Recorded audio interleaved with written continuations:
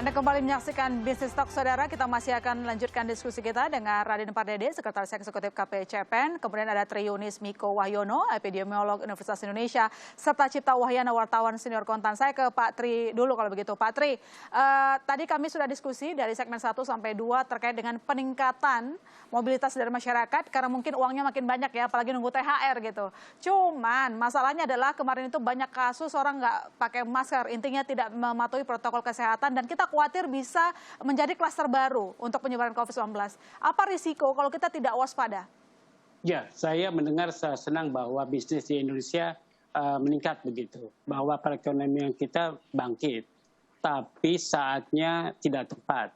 Saatnya pada saat wabah di Indonesia ini makin buruk.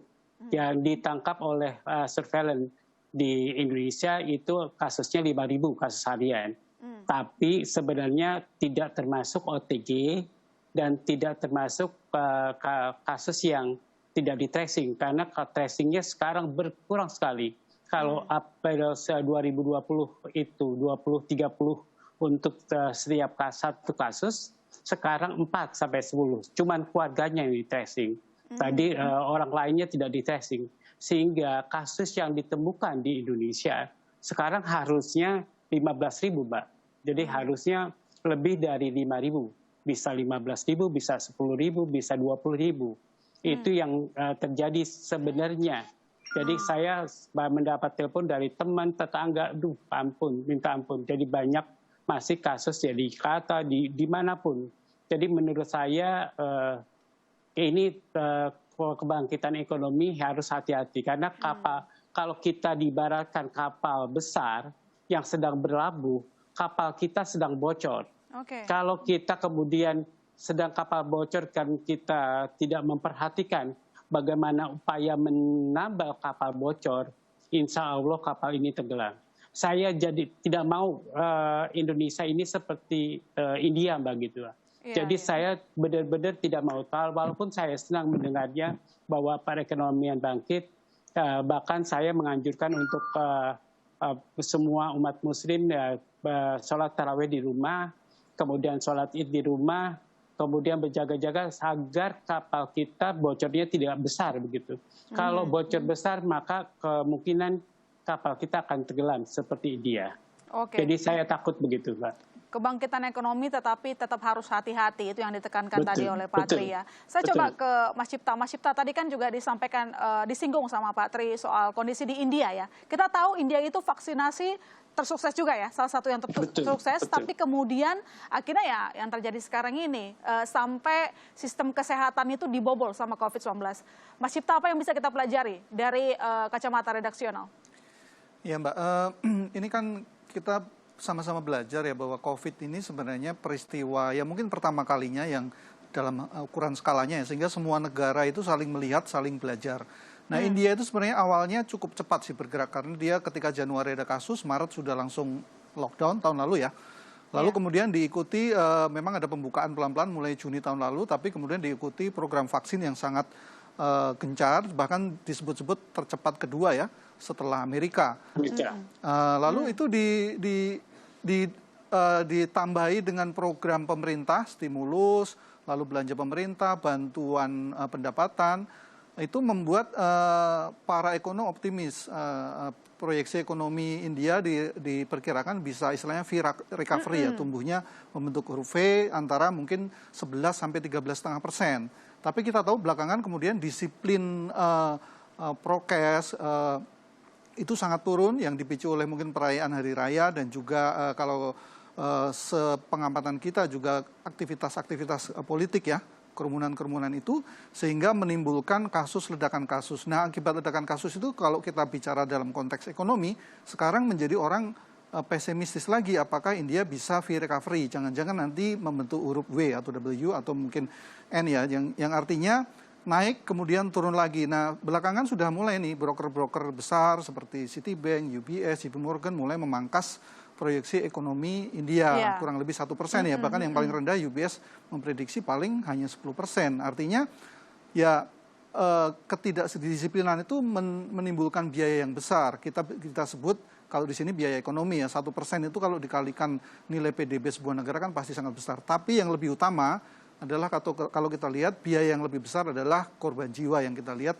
setiap hari mungkin di tayangan, di gambar yang kita ya menyedihkan ya apa yang terjadi di India. Dan itu merupakan peringatan yang sangat keras buat kita bersama, saya kira.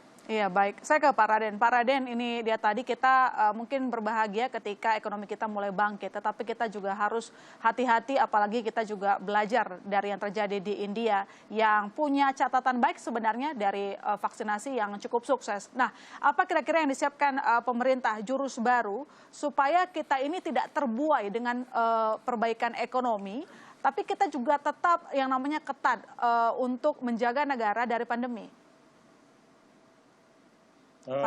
Pertama-tama saya mengucapkan terima kasih kalau ada peringatan-peringatan seperti ini, termasuk dari Pak Tri. Ya. Ini bagus buat kita. Dan saya pikir ini bukan hanya concernnya Pak Tri. Kita juga di pemerintah, di Komite Penanganan COVID dan juga Pemulihan Ekonomi Nasional, sama, pikiran kita sama, Pak. Jadi jangan dipikir bahwa kita berbeda. Jadi bukan hanya Pak Tri, kita juga melihatnya sama, Pak. Jadi kita dalam sudut pandang yang sama melihat ini. Kita tidak mau complacent, dan itu yang kita terus bicarakan. Itu terus kita ingatkan kepada Pemda dan Gubernur, Bupati, kemudian juga bahkan kepada Kapolda dan Pangdam. Ini adalah menurut saya tugas kita semua, menyadarkan masyarakat kita. Ini tanggung jawab kita semua. Masyarakat kita ini memang seperti halnya India ini cepat lupa.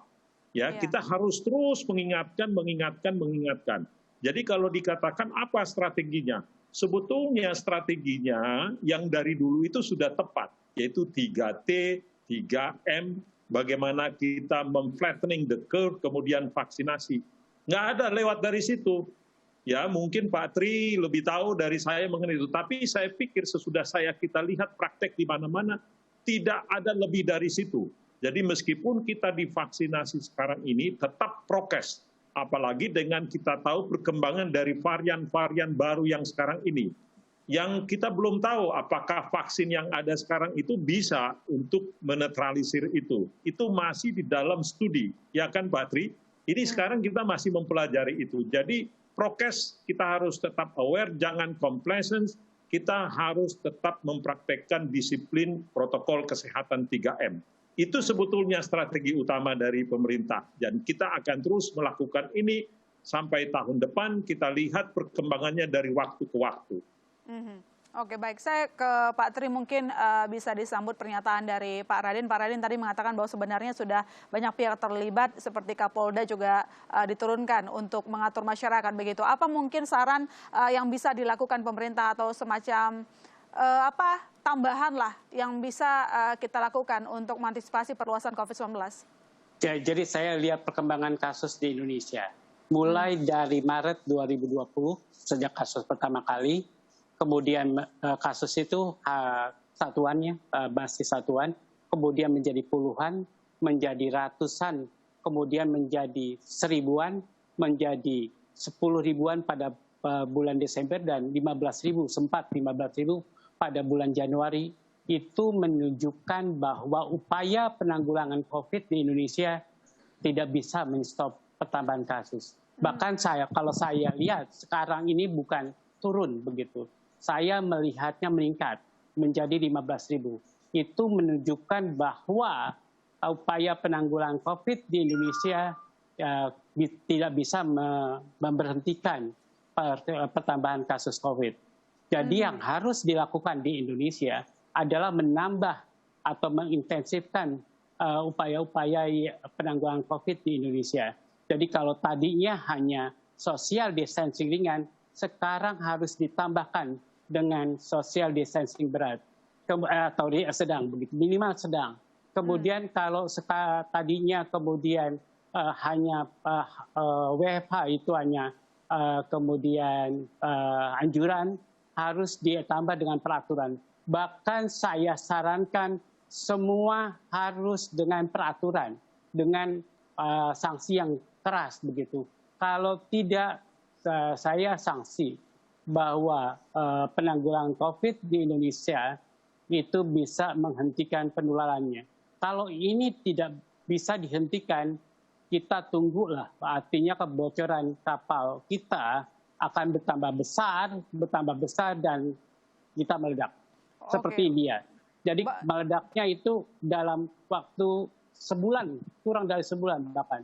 Jadi pada waktu kasusnya turun dari 50.000 ke 10.000, kemudian dibiarkan dilakukan pembebasan sosial atau tidak dilakukan pembatasan sosial lagi, maka kasusnya meledak menjadi 200.000, bahkan sekarang 300.000. Jadi sebenarnya kebocorannya itu sudah lama begitu, tapi India pura-pura tidak bisa menangkap begitu. Sama dengan kita.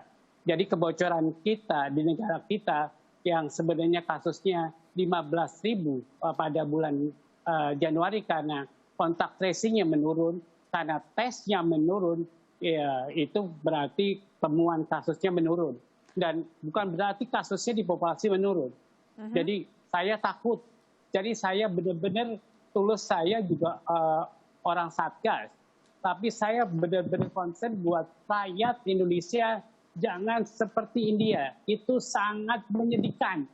Jadi saya mau nangis nih. Jadi bayangkan kalau karena sayangnya saya terhadap masyarakat Indonesia, maka saya benar-benar berharap bahwa pemerintah kita serius untuk melakukan penanggulangan COVID di Indonesia. Jangan salah membaca data surveillance, begitu kira-kira. Baik, masyarakat tetap jangan lengah. Oh, baik, silakan Pak Raden. Kalau boleh saya tambah ini, Pak Tri, dengan segala hormat, saya seperti yang kami katakan tadi, bahwa jangan disebutkan pemerintah tidak serius. Ya, pemerintah sangat serius untuk hal ini. Ya, seperti yang kami jelaskan tadi, bahwa kita melakukan rapat, melakukan peringatan ini terus-menerus.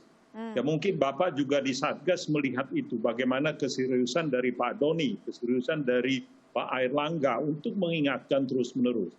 Yang menjadi persoalan buat kita sekarang, menurut kami, adalah kita harus bersama-sama memberikan penjelasan ini kepada masyarakat, ya, bahwa Kapolri, Pangdam juga tadi yang kita sebutkan juga, Panglima juga ikut serta, iya. Tetapi pada akhirnya adalah kepada masyarakat itu sendiri. Jadi jangan kita berhenti untuk mengingatkan masyarakat kita untuk menyayangi nyawanya juga dan juga menyayangi nyawa dari keluarganya. Jadi jangan hanya melihat dirinya sendiri bahwa dia bukan hanya persoalan kepada kesehatan dia pribadi, tapi kesehatan orang lain, kesehatan keluarganya, kesehatan dari komunitasnya. Ini juga perlu kita ingatkan kepada kita semua. Dan itu juga tugas dari media juga, Mbak. Ya. Kita harus berupaya untuk melakukan ini. Kita harus kompak. Media, pemerintah, epidemiologi, ekonom, semuanya. Kita harus kompak untuk memberikan penjelasan ini, mengingatkan ini kepada masyarakat kita. Supaya apa yang dikhawatirkan tadi tidak terjadi.